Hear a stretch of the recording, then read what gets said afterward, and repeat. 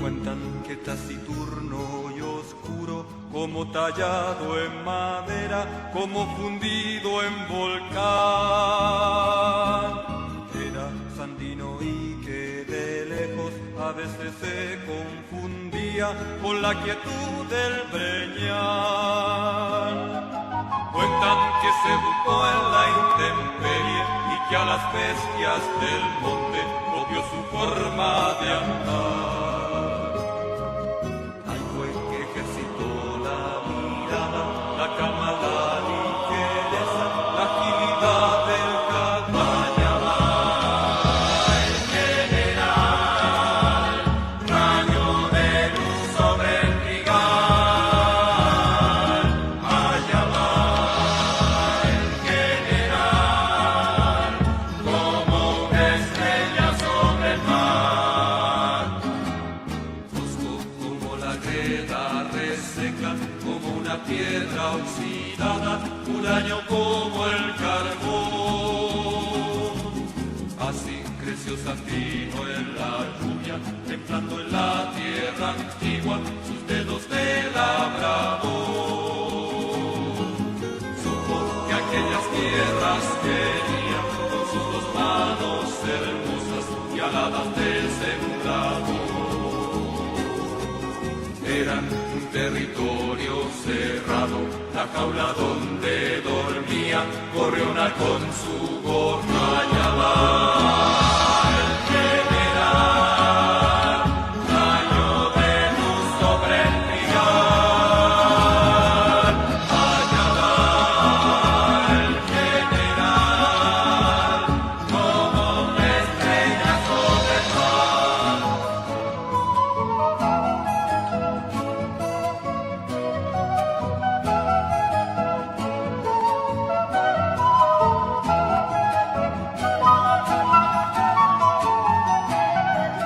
Viendo que el monte no se movía, partió Sandino hacia el monte una mañana de abril.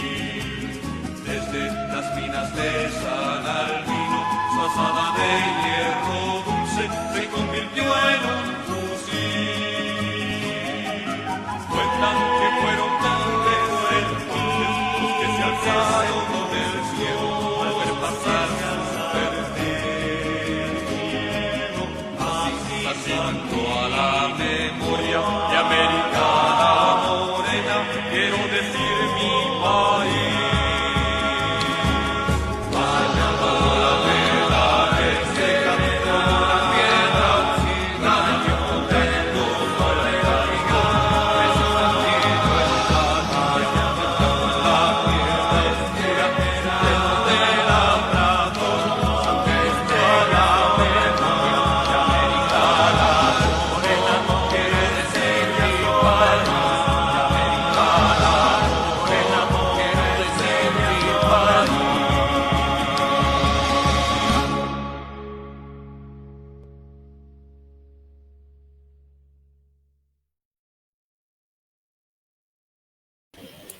Buenas noches, estimados oyentes, amigas, amigos, compañeras y compañeros. Comenzamos este programa con la canción a Sandino, porque el próximo sábado se cumplen un año más del triunfo de la Revolución Sandinista del 19 de julio de 1979. Y vaya este recordatorio porque resulta que en esa revolución o en esa lucha del pueblo sandinista en contra del régimen de Somoza, hubieron muchos chilenos que estuvieron luchando al lado de la guerrilla sandinista y muchos de ellos dieron la vida, digamos, y quedaron en las selvas de Nicaragua. Como todos los martes tenemos a nuestro amigo Juan Carlos. Hola Juan Carlos, buenas noches. ¿Ya? Hola José, ¿qué tal? ¿Cómo estás? Yo con harto frío, pero bien. ¿Ya? Bien, qué bueno. Mira, hoy día en el programa de hoy nos toca ver la tercera etapa de las revoluciones. Esta es la que estamos dentro de la tercera etapa y vamos a ver dos revoluciones de manera comparada, haciendo como una especie de ping-pong, entre la revolución cubana y la revolución nicaragüense. Ah, ya. Entonces voy a partir con el resumen. El resumen que es el contexto general donde se van a dar estos 4 procesos revolucionarios de la década larga, que hablamos la semana pasada. Sí. La modernización capitalista comienza en América Latina como producto de la Revolución de 1910, pero a partir de la gran crisis económica de 1929, este es el hecho fundamental para el desarrollo del nacionalpopulismo. La Gran Depresión es la gran crisis del capitalismo industrial, producto de la sobreproducción de artículos de consumo, crisis que va a implicar tanto a América Latina como a otros países del orbe, que se toman decisiones por parte de la élite de poder o los bloques dominantes acerca de qué desarrollo debe continuar el proceso de modernización y bajo qué modelo de acumulación debiera seguir y la coyuntura de la crisis que golpean fuertemente a la economía latinoamericana, esencialmente de exportación y monoproductoras, sufren una contracción económica, lo que lleva a la necesidad de comenzar con un proceso de industrialización para dejar de ser productores de materias primas, es decir, abandonar parcialmente una economía de exportación, ya que no se deja del todo la exportación de productos del agro y mineral, situación que ocurre hasta en la actualidad. La idea era cómo combinar el proceso de industrialización con el proceso de exportación de productos primarios. Comenzando el siglo XIX hay un desplazamiento del imperialismo, comenzando el siglo XX hay un desplazamiento del imperialismo británico en América Latina y el Caribe y comienza a ser ocupado por capitales estadounidenses, los cuales mediante acciones imperialistas empiezan a dominar militarmente muchos países centroamericanos.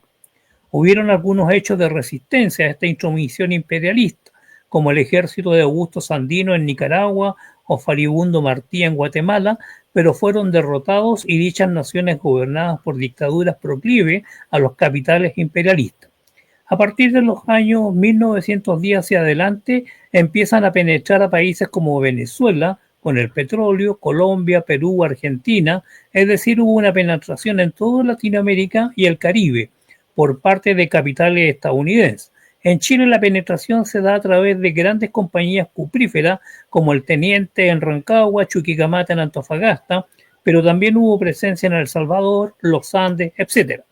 No olvidar que el hecho que durante el gobierno de la Unidad Popular se firmó el decreto ley que nacionalizaba las riquezas básicas del país.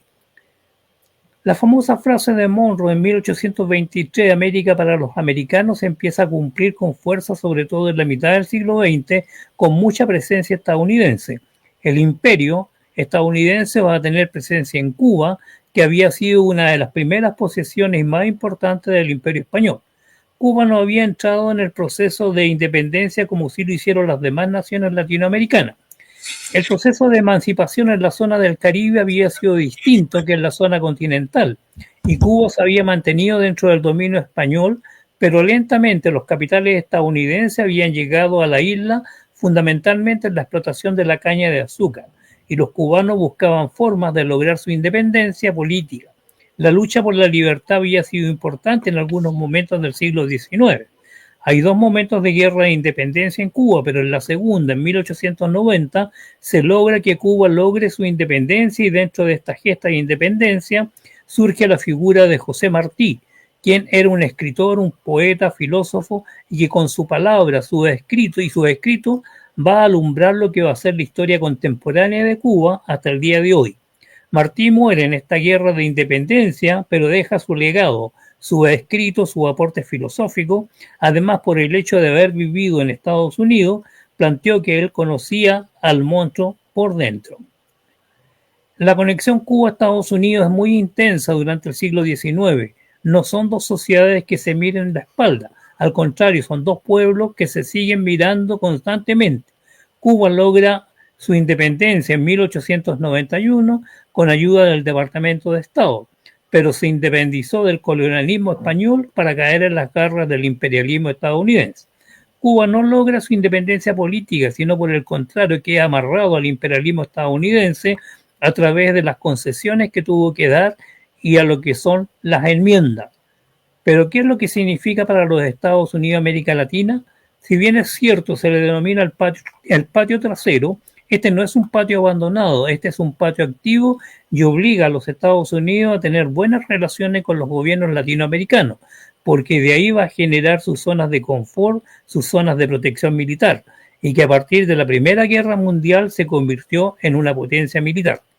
Como consecuencia de la Primera Guerra Mundial se produce la Revolución Rusa y luego lo que Rusia que se retirara del y luego de que Rusia se retirara del conflicto bélico, ingresa a Estados Unidos y logra la rendición de Alemania.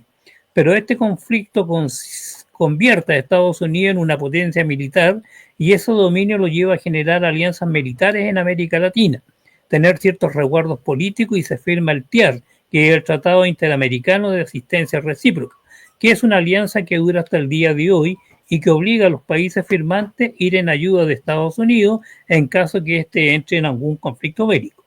Otro elemento que refleja la importancia de Estados Unidos en este frente es la construcción del Canal de Panamá, que se logra en un espacio que pertenecía a la Gran Colombia y los Estados Unidos influyen para que un grupo de ciudadanos lograra la separación de Colombia y se constituyera un país nuevo, Panamá.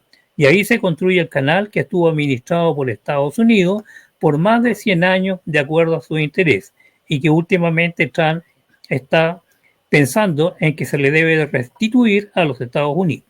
Si bien es cierto, Estados Unidos sale favorecido después de la Primera Guerra Mundial, hay otro suceso que ocurre con este conflicto y que es el nacimiento de un nuevo tipo de sociedad, que es la ruptura con el tipo de sociedad anterior y que es la primera revolución social en la cual se modifican profundamente las estructuras políticas, económicas, sociales y culturales, y esta es la revolución bolchevique de 1917.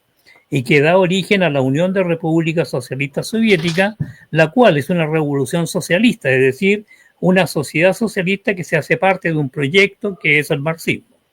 En el periodo entre guerras se van a constituir 4 tipos de regímenes políticos. La democracia liberal, cuyos representantes más latentes son Francia e Inglaterra, la socialdemocracia que se da en Suecia, Noruega y en los Países Bajos, etcétera, la comunista que se da en la Unión Soviética y la fascista que se empieza a dar en Italia y luego en la Alemania nazi. En América Latina se consolidan regímenes políticos autoritarios, dictadores, por ejemplo en Brasil, Colombia, Bolivia, Venezuela, Argentina, y al mismo tiempo que estas dictaduras profundizaban el capitalismo estadounidense con el apoyo obviamente de Estados Unidos. A partir de 1945 comienza la Guerra Fría, que es la competencia entre 2 tipos de sociedades opuestas, Estados Unidos y la URSS. Entre 1945 y 1950 van a ser las guerras de los pueblos que habían sido subyugados por los imperios europeos en Asia y África. Y en 1949 se produce una nueva revolución social, pero esta vez liderada por los campesinos, la Revolución China. Todas estas guerras de liberación van a ser guerrillas, no son ejércitos regulares. Las guerrillas que aparecen después de 1945 van a ordenarse bajo patrones ideológicos.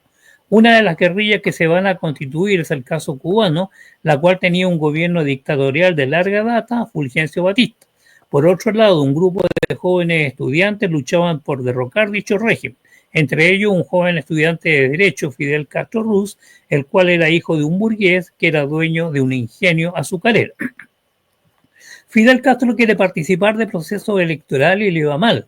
Trata de iniciar un proceso por la vía armada y le va mal. Luego de un tiempo en la cárcel es expulsado del país y se va a México, donde conoce a Ernesto Guevara y finalmente forman el movimiento 26 de julio y cruzan a Cuba, donde son derrotados y de ahí se internan en la sierra, desde donde comienza la lucha en contra del régimen.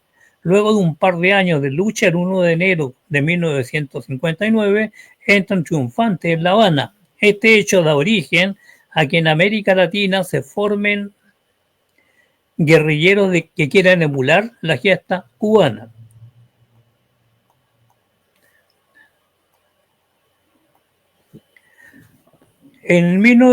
La Revolución Nicaragüense de 1979, también conocida como la Revolución Popular Sandinista, fue un evento histórico que derrocó la dictadura de Anastasio Somoza y marcó el fin de la dinastía Somoza, que había gobernado Nicaragua durante décadas. El Frente Sandinista de Liberación Nacional lideró la lucha armada y asumió el poder tras el triunfo de la revolución. La dictadura de Somoza fue caracterizada por la represión política, la corrupción y la desigualdad social, lo que generó un creciente descontento popular. El FSN surgió como la principal fuerza opositora, combinando la lucha armada con la movilización social. La revolución fue apoyada por diversos sectores de la sociedad nicaragüense, incluyendo estudiantes, trabajadores, campesinos y miembros de la burguesía disidente. Hasta ahí llega, compañero. Bueno, me parece muy bien. Interesante. Partimos entonces. Vamos con Sí. el... Ya. Lo que yo quiero apuntar en esta clase, en esta exposición, es una suerte de contraste entre dos revoluciones que yo he denominado triunfantes. Son revoluciones sociales que tienen un mínimo común que también están presentes, ese mínimo común, en las otras revoluciones que hemos analizado en el siglo XX, como son la Revolución Mexicana y como es la Revolución Boliviana de 1952 y la de 1910 en México. Y otras situaciones que se han dado en América Latina, como la que se va a presentar en Grenada, también en febrero de 1979, que es la revolución de esa pequeña isla que se va a generar el mismo año que la revolución nicaragüense y que vamos a analizar por sus dramáticas situaciones que se viven la próxima clase. Pero quiero llamar la atención sobre el siguiente punto. Todas estas revoluciones, estas 4 revoluciones o 5 revoluciones que podemos constatar durante este periodo, son revoluciones que se hacen en contra o son levantamientos insurreccionales que triunfan derrocando a dictaduras. Y el momento en que se produce la caída de la dictadura, ese proceso da lugar a la revolución. Y da lugar a la revolución por las definiciones políticas, económicas, sociales, culturales que los insurrectos toman en ese momento en que se hacen del poder político. Ese es un elemento común en la Revolución Mexicana, que es contra una revolución nacional popular, como dijimos, que se levantan, ¿cierto?, distintos grupos sociales contra la dictadura de Porfirio Díaz. Eso es lo que ocurre también en Bolivia, que los mineros, los campesinos, los pueblos originarios se movilizan en contra, ¿cierto?, un régimen político bastante dictatorial como el que se daba al interior de Bolivia hacia 1952. La revolución cubana, eso es la manifestación, como se ha dicho en la introducción, del levantamiento de un grupo de personas contra una dictadura que tenía ya sus buenos años, desde 1953, era la dictadura de Fulgencio Batista. La revolución nicaragüense de 1979 se levanta contra una dictadura de larga duración, de más de 40 y tantos años de duración, que es la dictadura de la familia, no de un dictador, sino de una persona, de una familia, la familia de Anastasio Somoza. Baile, pero Anastasio Somoza García había inaugurado esa dinastía en Nicaragua en los años 30. Vamos a ver ese punto. Y justamente la revolución de Grenada es el levantamiento armado de un grupo de revolucionarios dirigido por Maurice Bishop, que se levantan en contra de un general de ejército, dictador en ese momento. Son cinco dictaduras. Es decir, es interesante llamar la atención lo siguiente: la revolución social de 1917, la revolución bolchevique, es el levantamiento de obreros, campesinos y militares en contra de la autocracia, en contra de un régimen de carácter monárquico, imperial, que era el zarismo. O sea, tampoco el zarismo, a pesar de que de entre 1905 y 1917 se habían abierto ciertas estructuras institucionales que trataban de instalar formas democráticas, esto era bastante lejana a los que podemos entender como democracia liberal. De ninguna manera lo era. Por lo tanto, el régimen era autocrático. Lo mismo ocurre en 1949, cuando se produce, ¿cierto?, la Revolución China, conducida y dirigida por Mao Zedong, ¿cierto?, y el Partido Comunista Chino, que también van a enfrentar a un régimen imperial. Es decir, ¿qué es lo que le estoy diciendo con esto, estimados compañeros y compañeras y compañeros que nos escuchan? Que ninguna de las revoluciones que hemos revisado o ninguna de las revoluciones que se van a producir en América Latina, como también en otros lugares del mundo, como estas dos que hemos nombrado, se hacen dentro de regímenes democráticos.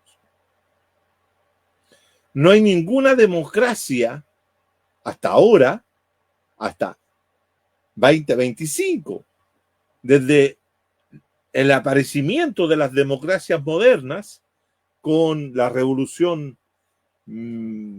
Francesa, de ahí, y las revoluciones liberales que se hayan realizado para derrocar, para destruir, para transformar regímenes democráticos. No hay. Hasta ahora, ninguno.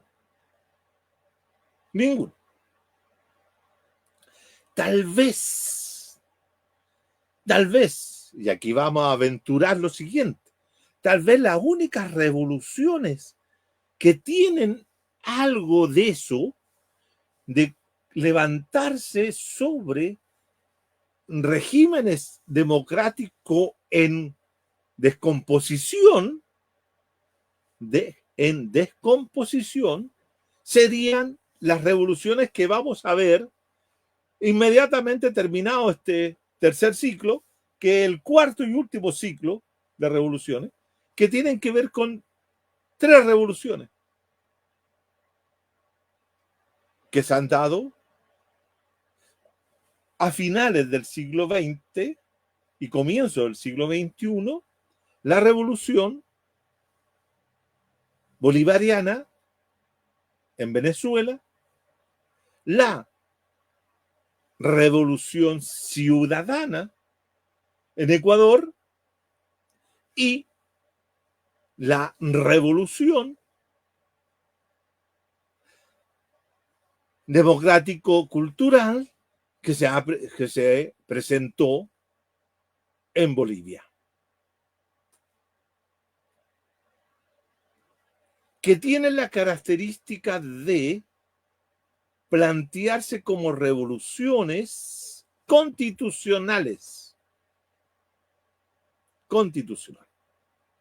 Parece ser que son las únicas tres experiencias revolucionarias concretas que se logran imponer e instalar, ¿cierto?, como una nueva forma de realizar una revolución, y vamos a ver cuáles son sus diferencias. Pero lo que quiero sostener que la revolución que se experimenta en 1979 en Nicaragua es la última revolución social que se lleva a cabo contra una dictadura y, lo más significativo, con una vertiente poderosa en su interior de planteamientos del marxismo revolucionario, de la teoría crítica de Karl Marx y de Federico Engels, y de toda la tradición marxista revolucionaria de aquella época. Posteriormente a ese acontecimiento no hay ninguna otra revolución que se vaya a realizar bajo el parámetro del pensamiento crítico marxista.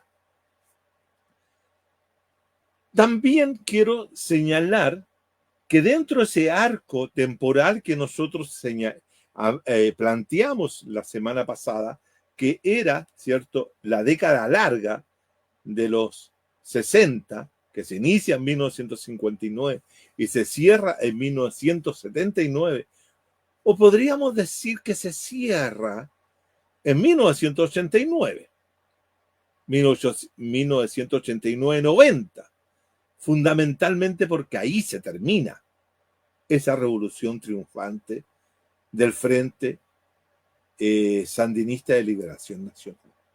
Porque en ese momento se cierra, se derrota, se entrega el poder de parte de los sandinistas, conquistado por la fuerza, conquistado por las armas, se le entrega a Violeta Barrios de Chamorro, que es la que gana las elecciones de 1989, y la revolución sandinista es derrotada en las urnas. Es decir, es derrotada dentro de un proceso democrático. Interesante, contradictorio, para ser analizado y estudiado. Ese problema que se genera allí casi a los 10 años justamente a los 10 años, porque se entrega el poder en enero de 1990, ya se habían cumplido los 10 años de la revolución, que es derrotada electoralmente. Por una serie de razones que vamos a revisar en un rato. Por lo tanto, uno podría decir que se cierra en 1989, no el 79, pero digamos el 79 como elemento de irrupción, de estallido revolucionario. Otro elemento que está presente es que nosotros consideramos también dentro de esta etapa que hay dos revoluciones triunfantes, la cubana y la nicaragüense, con el desenlace que ya sabemos que es derrotada en 1989, y la de Grenada, que surge, ¿cierto?, en 1979 y es derrotada finalmente también más adelante por la invasión norteamericana. Pero también hay otro caso que es derrotado, que es abortado, y que no es necesariamente una revolución armada, como han sido todas las que hemos nombrado, que es la revolución chilena. La revolución o el proceso revolucionario, el intento de construir un proceso de revolución social, de transformación, pero sin la toma del poder, porque es un proceso o es una revolución desarmada, sino que armada no con fusiles, sino con votos, que no se realiza en el campo de batalla, sino que se realiza en el campo electoral, que es la situación chilena. Es el gobierno de la Unidad Popular entre 1970 y 1973 que es derrotado a través de un proceso de derrocamiento del gobierno popular por parte de las Fuerzas Armadas nacionales y con la injerencia, sin duda, de Estados Unidos. Por lo tanto, el tema es interesante tener consideraciones con respecto a lo que es el proceso revolucionario que se da entre 1959 y 1979. El elemento que nosotros señalábamos la semana pasada, que había que tener en cuenta como contexto general donde se van a dar, tiene que ver con la Guerra Fría, tiene que ver con el enfrentamiento entre Estados Unidos y la Unión Soviética. Tanto en la Revolución Cubana, ese enfrentamiento va a ser decisivo para el curso que tome el proceso revolucionario, como también el proceso que está viviendo el socialismo real o los socialismos reales en la década de los 80 y que culmina en 1991, es decir, un año después de que los sandinistas hayan entregado el gobierno a Violeta de Chamorro o Violeta Barrios de Chamorro, ¿cierto? Cuando cae la Unión Soviética en 1991. Eso también influye acerca de las posibilidades que tuvo, ¿cierto?, la revolución sandinista en su momento para consolidarse, institucionalizarse, poder ganar la guerra civil que se abrió como consecuencia de ese triunfo y el levantamiento de aquellos sectores que generaron lo que se conoce como la contra, ¿cierto?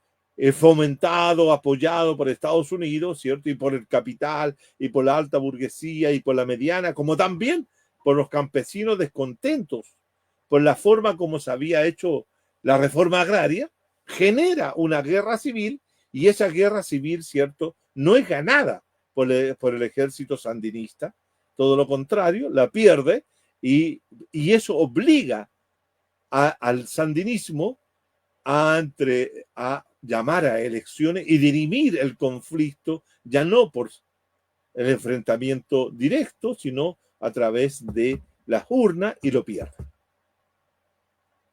Es la guerra. Estados Unidos había establecido una guerra de desgaste económico contra Nicaragua.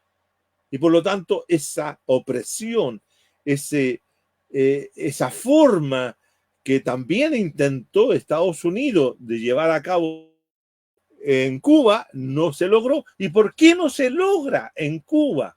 Porque los intentos de querer asfixiar la economía cubana no se logra porque ¿qué es lo que tiene de apoyo Cuba a la Unión Soviética? Y eso queda muy, muy claro cuando se produce la crisis de los misiles en el año 62, bajo la administración Kennedy, cuando Khrushchev, ¿cierto?, coloca dentro de Cuba cohetes mirando hacia Estados Unidos, ahí a 200 millas de la costa de Estados Unidos en Miami, ¿cierto? Eso es visto como una amenaza nuclear contra Estados Unidos, y de acuerdo a todos los antecedentes se llega al acuerdo de que Estados Unidos retira una serie de bases militares con ese mismo tipo de material de cohetes en Turquía, bajo la condición de que Rusia, la Unión Soviética, retira los cohetes de Cuba bajo la promesa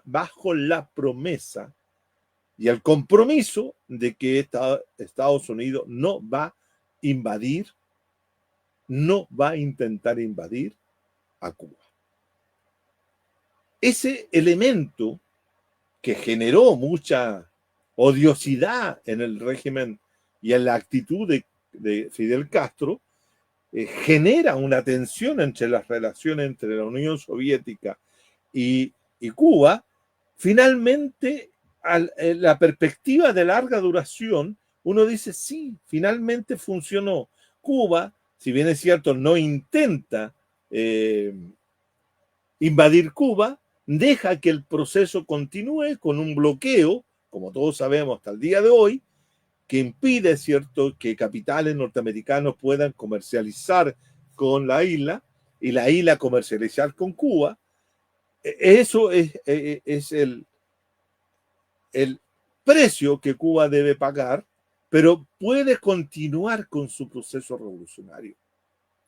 Mientras que la revolución sandinista se produce en 1979 y se produce en un momento en que la Unión Soviética y el socialismo real está experimentando aquello que se conoce como la perestroika y la glasnost, o el proceso de cuestionamiento de planteamientos críticos que se están haciendo en torno a la forma como se ha tratado de construir el socialismo primero para llegar al comunismo. Y hay toda una serie de situaciones que finalmente sabemos en qué termina. La glasnost y la perestroika, ¿cierto?, dirigida por Gorbachev, ¿cierto?, que inició todo ese proceso en la Unión Soviética, termina con el socialismo real. Por lo tanto, lo que queda para apoyo de la revolución a finales de la década de los 80 para Nicaragua era muy poco, que podría provenir desde los países socialistas del este, que se estaban desmoronando.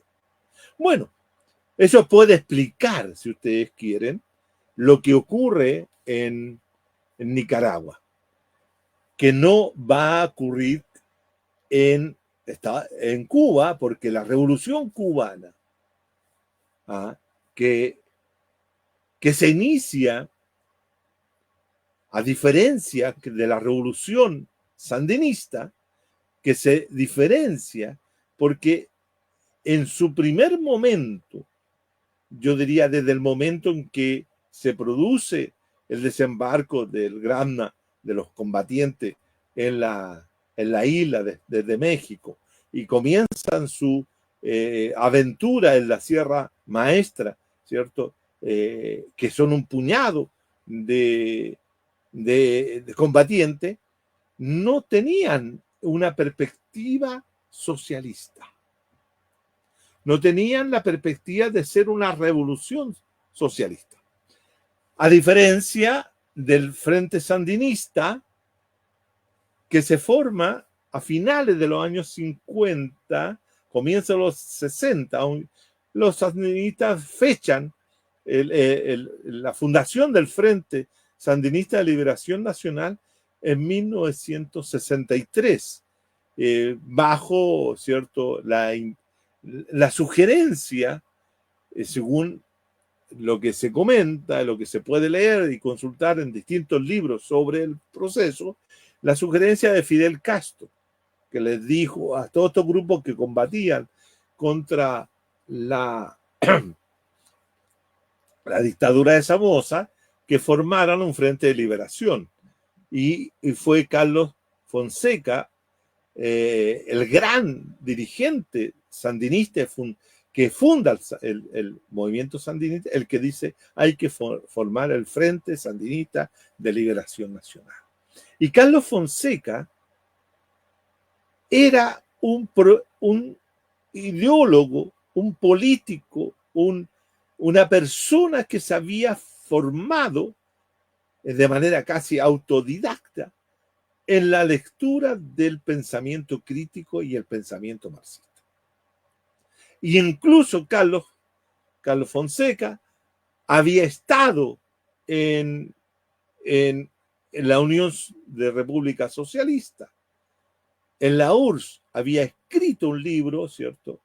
Un nicaragüense en Moscú, o algo así, y que refleja la formación y preparación que tenía Carlos Fonseca y que va a influir en otros comandantes y otras personas que van a participar en el Frente Sandinista y que van a perfilar al movimiento en la perspectiva de la construcción de un régimen socialista en Nicaragua, que también, por cierto, va a recibir la influencia, va a recibir la enseñanza, las conversaciones, etcétera, de lo que es la experiencia cubana, la experiencia del Che, etcétera.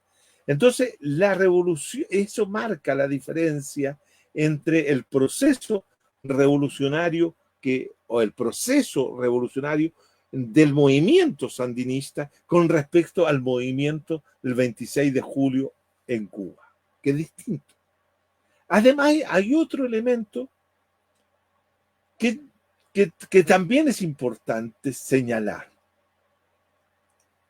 que es la relevancia que en Nicaragua tiene la figura de César Augusto Sandino. César Augusto era un hombre que tuvo la capacidad de poder interpretar adecuadamente el momento histórico que vive y que es de enfrentar al ejército, a los marines norteamericanos que desde 1927 aproximadamente, ¿cierto?, hasta 1930 y tanto, habían estado presentes en Nicaragua, ocupándola militarmente, con lo que había implicado el surgimiento del ejército de Sandino para luchar contra la ocupación militar norteamericana. Es una lucha antiimperialista directa. Es una lucha, ¿cierto?, que hace que el movimiento sandinista sea popular y que no solo quede situado en el momento de la derrota del ejército norteamericano y su salida de Nicaragua, sino que a pesar de la muerte de Sandino a manos del primer Somoza, de Anastasio Somoza García, el Tacho, ¿cierto?, que es el que finalmente lo termina asesinando, porque este era un hombre que estaba, ¿cierto?, totalmente coluido con los intereses norteamericanos, que en el fondo se retira los marines, pero la influencia norteamericana sobre el Nicaragua queda, pero no se elimina con la muerte de Sandino la idea de que el pueblo nicaragüense tiene que luchar contra la invasión, contra los norteamericanos, contra el imperialismo y contra esta dictadura familiar que se constituye a partir de 1936 en adelante, hasta 1979. De manera entonces que eso también es un elemento que hace la diferencia porque conecta a una serie de movimientos, acciones guerrilleras, de lucha de muchos hombres y mujeres en el periodo que va desde la muerte de Sandino hasta el momento de la constitución del Frente Sandinista de Liberación Nacional por Carlos Fonseca y otra gente. De manera entonces que el proceso se alimenta de esta figura legendaria, una leyenda, ¿cierto?, que está presente y está muy viva en el pueblo nicaragüense en esos momentos y que sirve de catalizador en esta lucha contra el somocismo, en contra de la dictadura de Somoza y contra los intereses norteamericanos.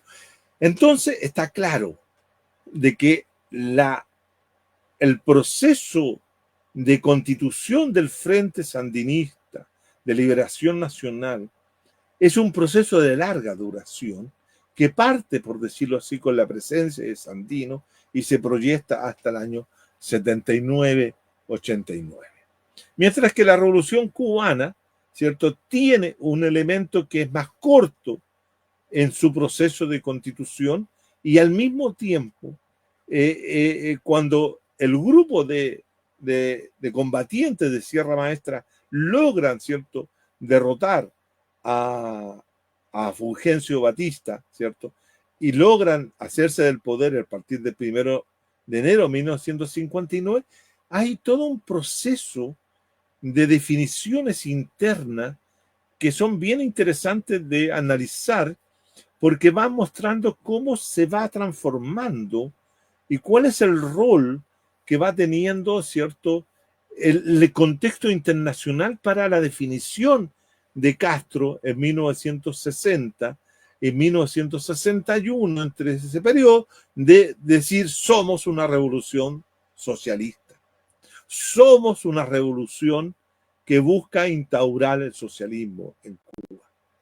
Y comienzan, ¿cierto?, todos los procesos que se asocian a la construcción del socialismo, que es, por ejemplo, la reforma agraria, proceso que también se va a dar como elemento central en la revolución sandinista, la nacionalización de las principales empresas norteamericanas de comunicaciones, de electricidad, etcétera, que van haciendo, ¿cierto?, que Castro sea identificado como un sujeto peligroso para el orden internacional de aquel momento. Y sobre todo peligroso para el orden estadounidense. De la misma forma como va a ser considerado el régimen sandinista al momento de ganar en 1979.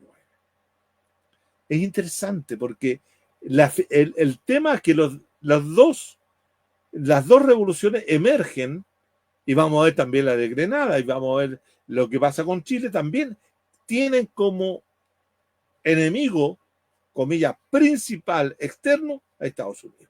Y Estados Unidos, el Departamento de Estado, define como enemigos fundamentales para su estabilidad política justamente a estas revoluciones.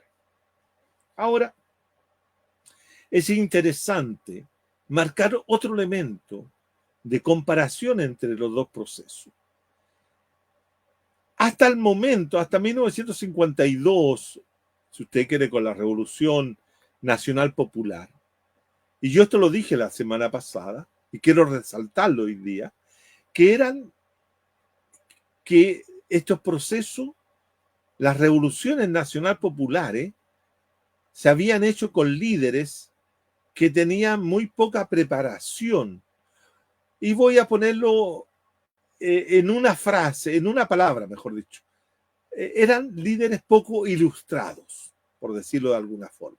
Ni Zapata, ni Villa eran personas que tenían una gran formación. No habían pasado necesariamente por la escuela. Algo sabían leer, algo sabían escribir, eran más bien analfabetos. Más alfabeto era Villa que Zapata. Y ya habíamos dicho que también Juan Lechín, que tenía formación, en el caso de Bolivia, había dicho que no podían ellos acceder al poder. El movimiento que había hecho la Revolución del 52 no podían acceder porque la gente que acompañaba a ese proceso eran analfabetos. Pero a diferencia de estos movimientos revolucionarios que surgen y que logran triunfar derrocando a una dictadura, como la dictadura de Somoza, como la dictadura de Fulgencio Batista, son grupos que tienen formación y preparación, y buena preparación, algunos de ellos con estudios universitarios, como Fidel y otros, como el Che, que era médico, formado fuera de Cuba, pero en Argentina, pero de formación profesional. Carlos Fonseca también era un ilustrado con estudios. Daniel Ortega, Humberto Ortega, los hermanos Ortega, todos los comandantes del ejército sandinista eran letrados. Eso juega un papel fundamental en una concepción, creo yo, que plantea de que ellos no van a dejar que el poder, que la conducción y dirección del proceso no la tomen ellos, sino que ellos van a ser los que van a luchar al interior de estos movimientos para hacerse de la hegemonía y conducir el proceso. Eso lo hacen los sandinistas. Los sandinistas, recordemos que el Frente Sandinista de Liberación Nacional, que se había fundado en 1963, ¿cierto? Con Carlos Fonseca, que posteriormente Carlos Fonseca es muerto en un enfrentamiento hacia 1970. En los años de 1970, Carlos Fonseca fallece en un combate. Pero los que siguen tienen formación. Hacia 1976, el Frente Sandinista, que eran una unidad, se dividen en tres.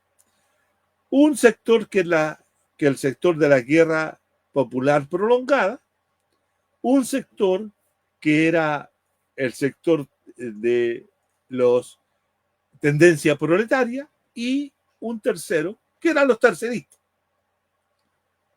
Y serán estos, según algunos autores, que los que van a influir para que esa división que se había producido en 1976 se resuelva favorablemente hacia 1978. Y cuando triunfa el sandinismo unificado en esos tres bajo una sola, se decide formar una junta de gobierno de reconstrucción nacional en 1979, que está formada por Daniel Ortega, la Violeta Chamorro, Sergio Ramírez, Alfonso Robelo y Moisés Hassan, de distintas representantes de distintas fracciones. Fíjense ustedes que la Violeta Chamorro, que era esposa de un periodista que dirigía el diario La Prensa, que había sido opositor tenaz de Somoza, era un empresario finalmente que representaba ideales liberales.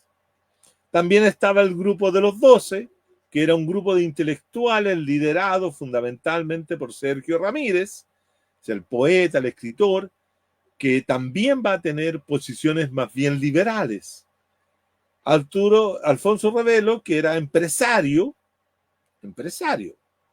de que tenía un movimiento democrático nacional, y Moisés Hassan, que era coordinador del Pueblo Unido. Estos eran los grupos que que van a constituir, ¿cierto? Una vez derrotado, huido de Nicaragua el señor Somoza, ¿cierto? Se constituye este grupo. Pero dentro de ese grupo comienza, ¿cierto? El accionar, sin duda, de aquel grupo que va a tomar la conducción finalmente del proceso revolucionario, que va a ser Daniel Ortega y el resto de integrantes y comandantes que se van a distribuir en diferentes áreas y dimensiones o reparticiones del Estado para conducir lo que ellos consideraban que debía ser la revolución sandinista, o es decir, una revolución socialista. Eso mismo se vive en Cuba cuando se nombra, ¿cierto?, a un presidente y posteriormente Castro se comienza también a mover sus piezas para hacerse del control y finalmente declarar, ¿cierto?, que se constituye el Partido Comunista Cubano, etcétera, etcétera. Y comienza el proceso de revolución social. Ahí comienza la revolución. La revolución no comienza con el triunfo insurreccional del 1 de enero de 1959, ni tampoco, ¿cierto?, con el 19 de julio de 1979. Es el momento de la derrota, de la caída del dictador. Así como en 1911, la derrota de Porfirio, ¿cierto? O la toma del Palacio Quemado, ¿cierto?, en Bolivia en abril de 1952. Ahí comienza, porque ahí se comienzan a producir las transformaciones, ahí se comienza a desplegar el proyecto revolucionario. Y el proyecto revolucionario en ambos países parte, en Cuba como en Nicaragua, parten con la idea de llevar a cabo la reforma agraria. ¿Por qué? Porque si bien es cierto, la revolución cubana, o mejor dicho, la insurrección, la guerrilla cubana, que era una guerrilla de poco contingente, es apoyada por los campesinos, se piensa, y hay que hacerla en función de lo que eran las condiciones materiales que tenía Cuba. Cuba no era una sociedad industrializada, era una sociedad exportadora fundamentalmente de azúcar, y que era su principal medio de exportación, o recurso de exportación. Lo mismo pasaba con Nicaragua. Nicaragua era fundamentalmente una sociedad agraria, campesina, de grandes extensiones, ya sea también de cacao o de café o incluso azúcar. Y por lo tanto había que producir eso. Y la tierra tenía que ser entregada a campesinos. Y por lo tanto muchas veces se tiende a confundir. No se tiende a confundir, sino que se tiende a visualizar de que ambas revoluciones son campesinas, pero que no están hechas por campesinos. Ese es el punto. Si bien apoya, el pueblo sandinista tiene por lo menos no sé si podrá ser el pueblo nicaragüense se hace asume una condición de sentido común que es el sandinismo. Todos los sujetos y sujetas que van a participar en el proceso de caída y construcción de esa sociedad se van a sentir sandinistas.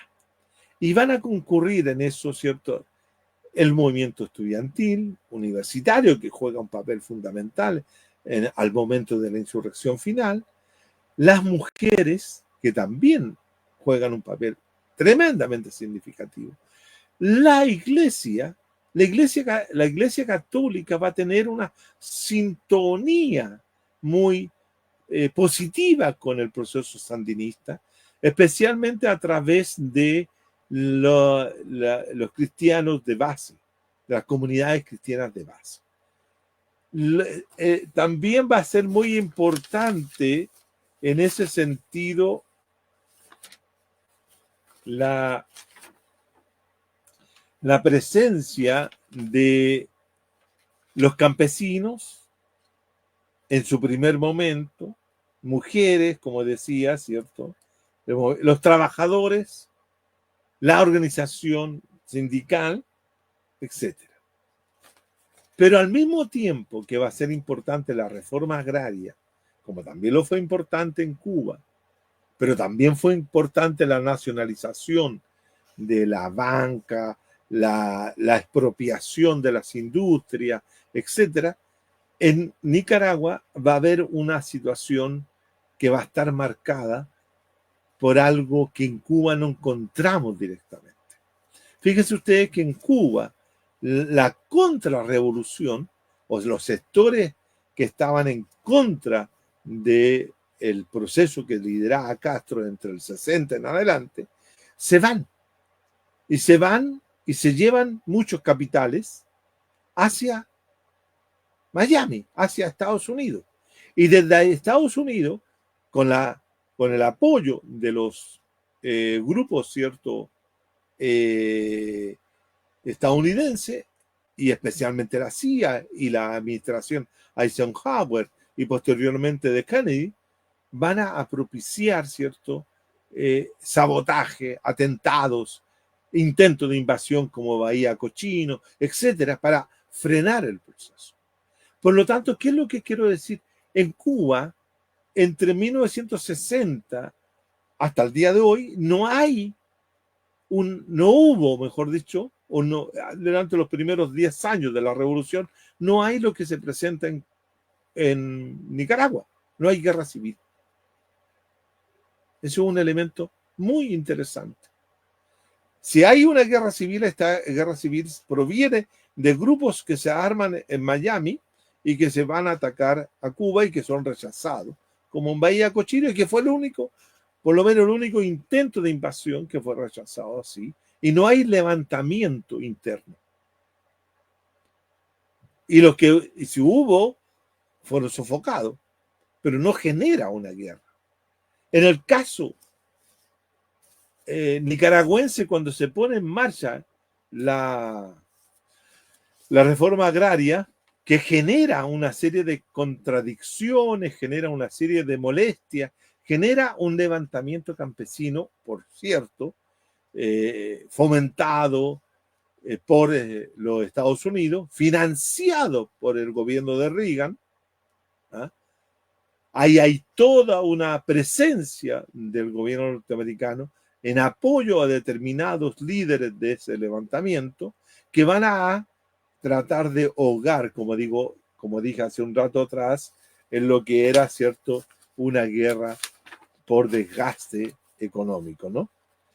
Todo contra el sandinismo, una guerra de desastre económico, desgaste.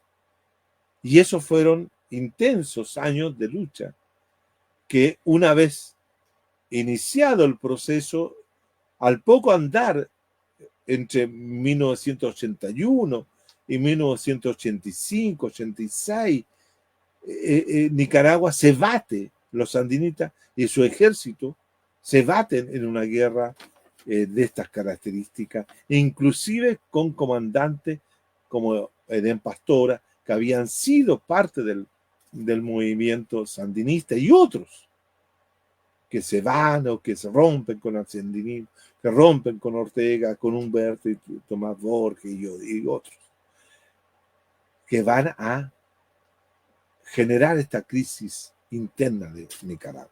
Si bien es cierto, Nicaragua logra, a igual que Cuba, iniciar procesos de alfabetización, de mejorar las condiciones de vida en el primer momento de la revolución, esto se va apagando, se va deteriorando, producto de esta intensa guerra civil. Por lo tanto, Cuba puede sobrevivir al ataque norteamericano, puede sobrevivir a las presiones del gobierno norteamericano, puede evitar, ¿cierto?, caer en una guerra civil de desgaste económico. El apoyo de los países socialistas existentes del mundo en ese momento genera ciertos apoyos para Cuba, y Cuba se ve fortalecida. Pero Nicaragua, en ese momento en que se produce la revolución, no está en las mismas condiciones que América Latina tampoco. América Latina está bajo distintas dictaduras. 1979, en Chile, Argentina, Brasil, Uruguay, Paraguay, Bolivia, Perú, ¿cierto?, Ecuador, todavía estaban bajo regímenes dictatoriales. En Centroamérica estaban las luchas, ¿cierto?, que se van a generar en la década de los 80 en Guatemala, en El Salvador, en Honduras.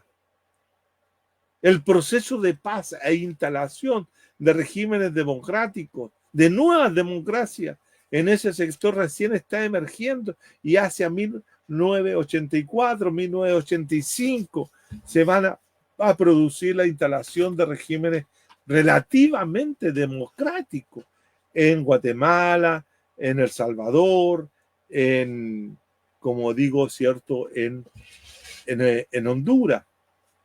La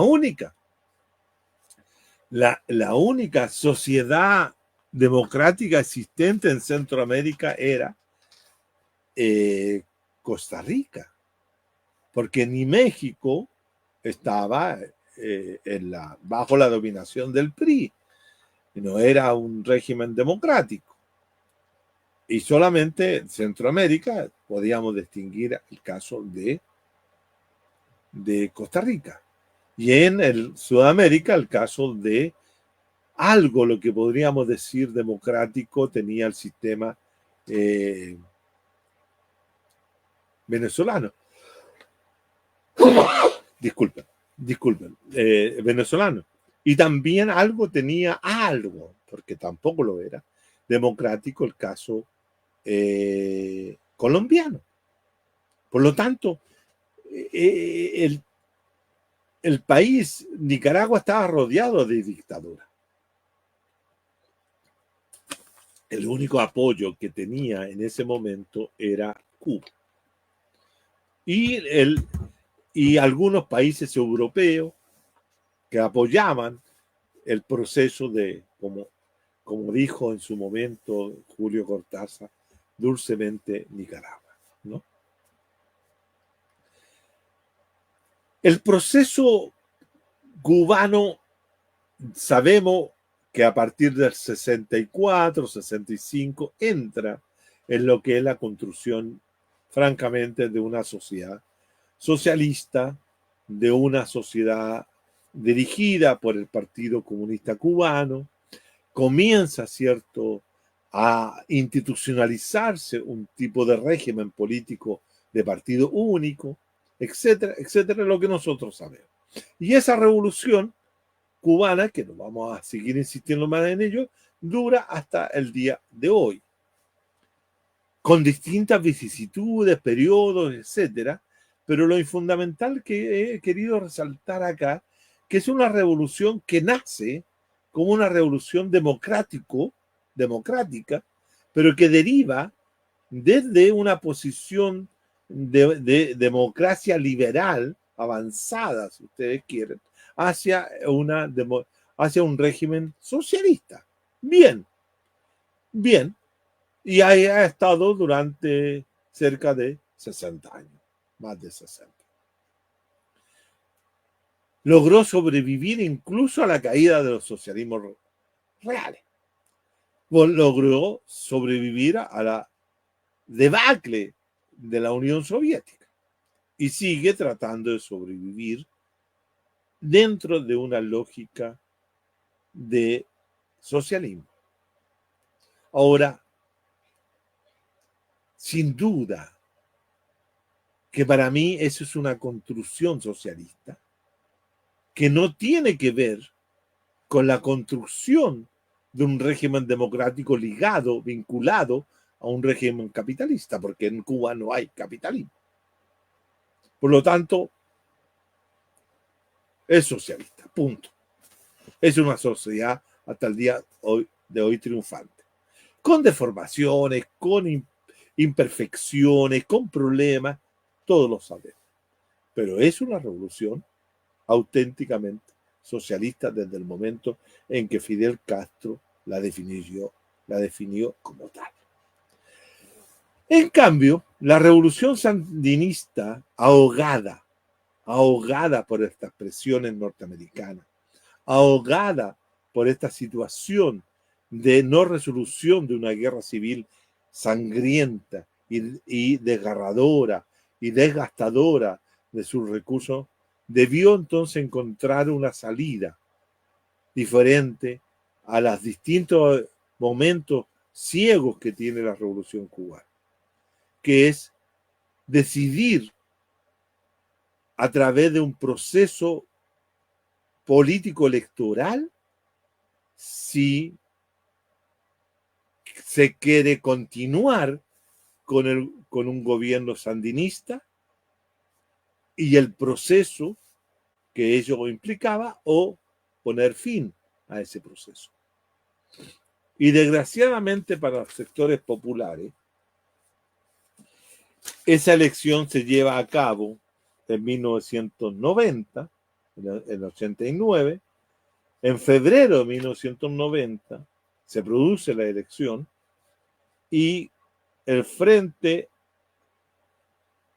Sandinista de Liberación Nacional, que había conquistado el poder por las armas, que luego había sometido en algún momento, ¿cierto?, a elección y ratificación de eso a través de las urnas, pierde la elección con un 40% de apoyo popular. Y lo pierde Daniel Ortega. Y gana, ¿cierto?, la elección la señora Violeta Barrios de Chamorro, la esposa de este periodista y empresario que yo les señalaba, que gana, ¿cierto?, que gana la elección con el 54% de votos. Y en ese momento se te pone fin a la revolución sandinista. Obviamente que la revolución sandinista implicó que no se vuelva, obstruyó, evitó la continuidad de un régimen dictatorial de tipo somocista, porque después vienen exactamente 17 años de régimen liberal propiamente tal, de democracia liberal representativa, donde se van a intercambiar, van a transferir el poder a través de procesos electorales. Hasta que nuevamente en el año 2007 el Frente Sandinista de Liberación Nacional, dirigido por Daniel Ortega, vuelve a ganar una elección en el 2007 hasta el día de hoy. Por esa razón, yo he sostenido y he elaborado un planteo con respecto a la revolución nicaragüense, que se produce una revolución que da origen a 3 regímenes políticos, sin transformación estructural de su condición de economía agraria, exportadora, de carácter dependiente y capitalista. No hay una transformación material de las condiciones estructurales de la sociedad nicaragüense. Es una sociedad capitalista hasta el día de hoy, dependiente y dominada, o relativamente dominada, como por el capital norteamericano con estos desfases, ¿no? Por eso digo que son tres regímenes políticos. En el caso cubano hay una revolución y un régimen político. El régimen socialista de partido único, con una base material socialista. Nicaragua tiene un triunfo, la revolución, y durante aproximadamente 11 años, de 1979 a 1990, intenta construir socialismo, logra avances significativos en algunos aspectos sociales, en algunos aspectos culturales, menos en el aspecto económico, produce cierta distribución de tierra, pero todo ese proceso va a ser revertido a partir de 1990 hasta el año 2007, en que entra toda la política del consenso de Washington, es decir, entra todo el modelo de acumulación neoliberal en Nicaragua. Se pasa de un proceso de estatización a un proceso de privatización. Y luego se vuelve a un régimen político dirigido por Daniel Ortega, con la fragmentación y el vaciamiento del movimiento del sandinista original. Ya deja de ser el proyecto, aunque se define actualmente el régimen como un régimen socialista, y hay una serie de problemas que impiden, ¿cierto?, que uno pueda identificar correctamente si estamos en presencia de un régimen socialista propiamente tal, o la construcción de algo muy raro, una economía rara, una sociedad rara, un régimen político raro,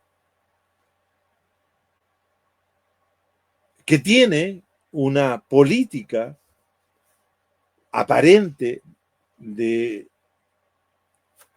contradicciones con Estados Unidos, antiimperialista, y hay otros que sostienen que tiene mucho acuerdo con el imperialismo, pero el asunto es que ya no es lo que era, punto. Y esos son ya 18 años. O sea, en estos 46 años de haberse producido la insurrección y la derrota de Somoza el 19 de julio de 1979, esto da origen a una revolución que tiene 11 años de duración. Es reemplazada esa revolución por un régimen liberal y neoliberal en lo económico, profundamente, y ahora con esta vuelta o la nueva llegada de Daniel Ortega al gobierno. Por eso algunos le suman y dicen que lleva 29 años, pero son 3 momentos distintos. Este momento nicaragüense es radicalmente diferente y habría que estudiarlo muy bien para definirlo. Pero para mí, para no entrar en el análisis del régimen actual, el régimen político actual de Nicaragua, yo diría que la revolución se cierra y muere, por decirlo como proceso revolucionario, en 1989, 1990. Así termina estos dos procesos tan disímiles, parecidos, que tienen mucha semejanza, pero quiero llamar la atención que el tremendo factor que juega Estados Unidos y la presencia de la Unión de Repúblicas Socialistas Soviéticas. Para Cuba, la existencia de la URSS a la larga hasta el periodo especial es tremendamente significativo, de apoyo, de solidaridad, de construcción de una sociedad basada en esos elementos. Nicaragua no tuvo esa posibilidad, no contó con ese apoyo, porque en ese momento, como digo, en los procesos históricos que se estaban desenvolviendo en el este europeo y especialmente en la URSS, tienen que ver con esa transformación interna que es la glasnost y que es lo que es la perestroika dirigida por Gorbachev, que termina en ese intento de golpe de Estado, ¿cierto?, que trata de dar el Partido Comunista Soviético y finalmente la caída de todo aquello. que es coincidente con la entrega del poder por la vía electoral a la reacción y a los sectores que eran la contra y que eran la otra dimensión de la revolución, que buscaban instalar no el socialismo, pero sí desarrollar el capitalismo y desarrollar la democracia liberal representativa. Así termina esa experiencia. Hay muchas lecciones que se pueden sacar, pero no tenemos todo el tiempo para hacerlo. Volveremos el próximo martes para ya terminar de ver dos experiencias profundamente dramáticas, como la experiencia de Grenada y la experiencia de Chile. Buenas noches y gracias.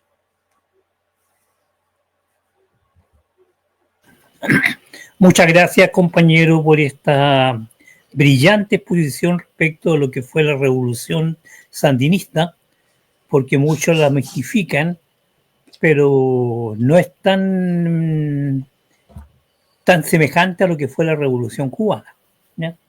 Así que gracias por darnos a conocer, digamos, esa diferencia, y como usted dijo, será hasta el próximo martes. Hasta el próximo martes, compañeros, y nos vemos. Cuídese. Nos vemos. Yo también me voy a ir con una canción, compañero, así que voy a seguir su ejemplo, ¿ya? Porque, a ver si la tengo por ahí. Aquí está.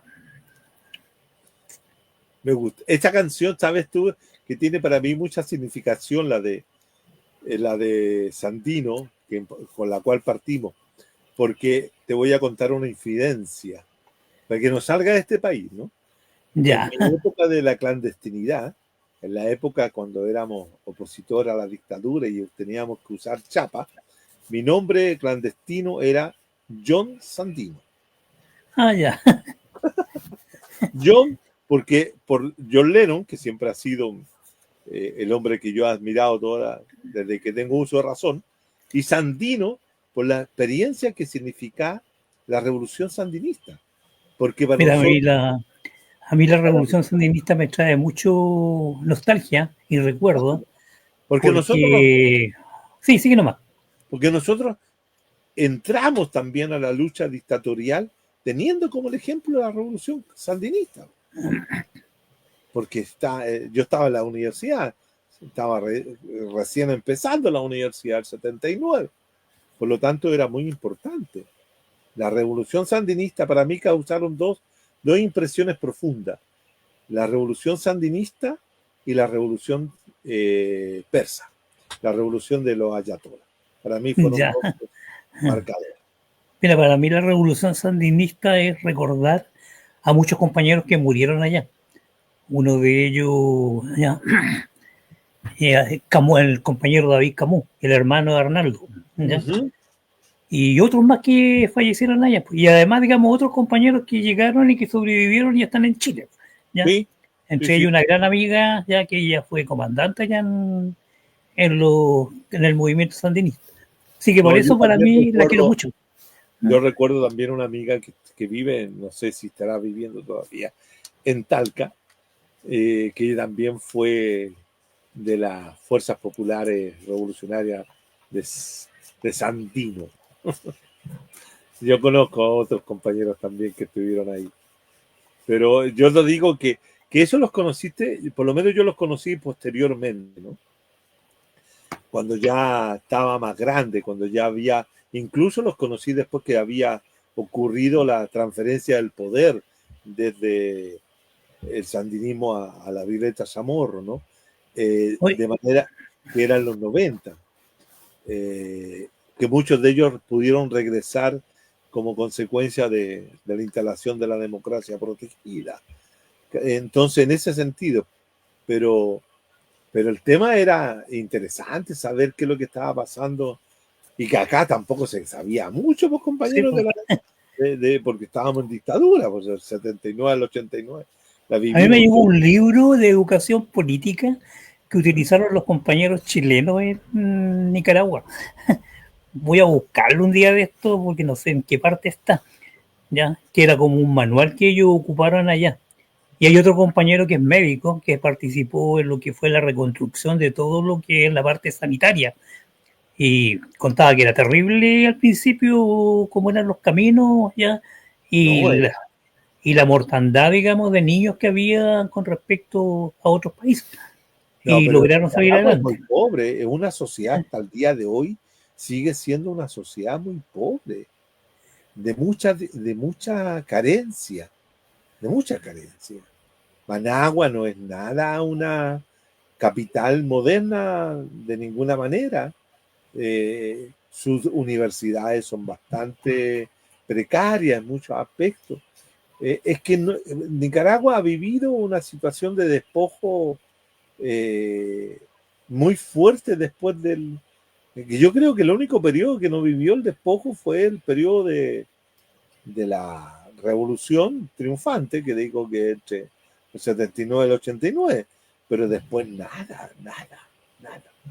Además también por el comportamiento poco ético de los compañeros sandinistas posteriores a la derrota. Sí, compañero, y ese compañero que te hablo que es médico, me habla la peste de Daniel Ortega. Pero Me claro, dice que de los tres hermanos es el peor. ahí, es que el tema central de el desmoronamiento ético que produjo la derrota fue muy fuerte. Se habla de la piñata, no sé si tú has oído hablar de la famosa piñata que se dio, que es la repartija de los bienes Ah, sí, eh, pues. estatales por parte de los grupos, de algunos grupos sandinistas o de algunos jerarcas, no sé si llamarlos jerarcas, pero jefes de la revolución, que se inquistaron dentro de... No sé. Bueno, toda revolución que pierde se deforma y pierde su sentido ético. Y por lo Así es. tanto se vuelve al individualismo, a a la competitividad, se hace presente aquello, que cosa que eso es lo que ha predominado y pienso que es una de las fortalezas que tiene la revolución cubana. La revolución cubana fue capaz de poder hacer lo que el Che planteaba en su momento de la formulación de la idea del hombre nuevo, que fuera un sujeto que tuviera solidaridad, que fuera colectivo, que los problemas se resolvían colectivamente y tuviera sentido de humanidad. ¿Cachai? Esos tres elementos yo te creo que los cubanos todavía hasta el día de hoy lo tienen. Y eso es la fortaleza de la revolución cubana. Y eso no lo alcanzó a desarrollar en los 10 años la revolución sandinista, producto de la guerra misma, la guerra civil que confrontó a los dos bandos por, por, por todo lo que significó la injerencia norteamericana y todo lo que el destrozó lo que podía ser lo que Carlos Fonseca denominaba, ¿cierto?, la unidad de Sandino, del pueblo de Sandino. Bueno, Bueno, compañero, a propósito de Carlos Fonseca, va la canción dedicada a él, digamos, de Carlos Mejía Godoy. Cuando estábamos en la cárcel, llegó un oficial de la Guardia Nacional lleno de alegría a decirnos que Carlos Fonseca había muerto. Nosotros le respondimos: Carlos Fonseca es de los muertos que nunca mueren.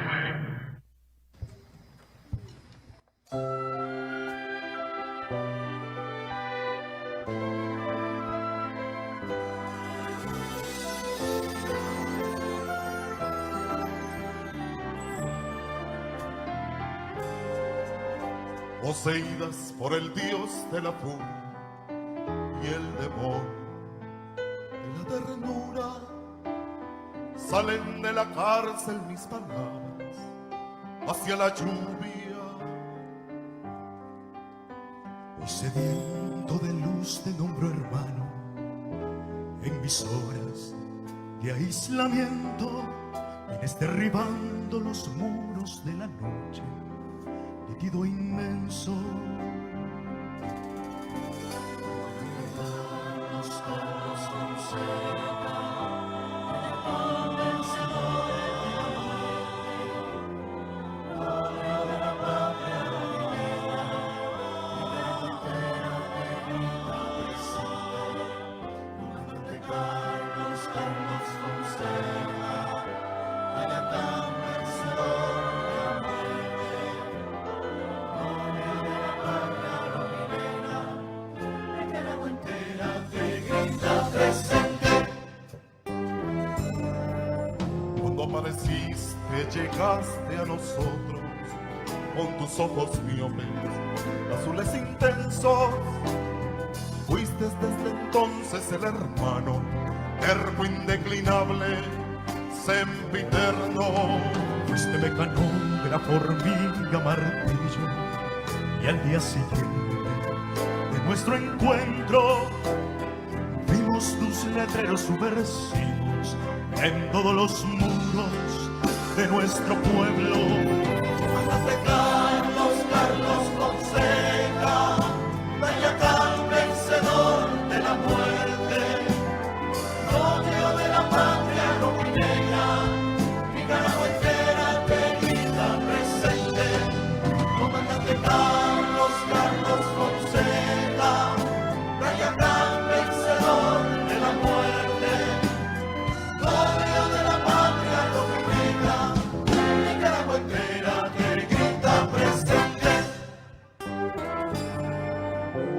Una bala en la selva de Sinica penetró en tu recio corazón de santo y estalló tu sangre en nuestras vidas como una gigante bomba de contacto.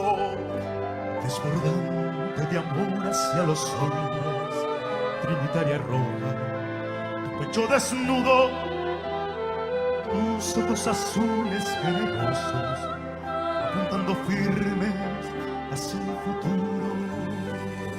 Carlos, Carlos Fonseca, Dayacán, vencedor de la muerte, novio de la patria rojinegra, Nicaragua entera te grita presente. Comandante Carlos, Carlos Fonseca, Dayacán, vencedor de la muerte, novio de la patria rojinegra, Nicaragua entera te grita presente. Cuando los afiches del tirano sean insepultas huellas de la escoria, cuando los traidores y cobardes sean referencias de una vieja historia, Las generaciones venideras de la Nicaragua libre y luminosa van a recordarte eternamente con tu carabina disparando aurora. Comandante Carlos, Carlos Fonseca, Dayacán, vencedor de la muerte, novio de la patria rojinegra, Nicaragua entera te grita presente.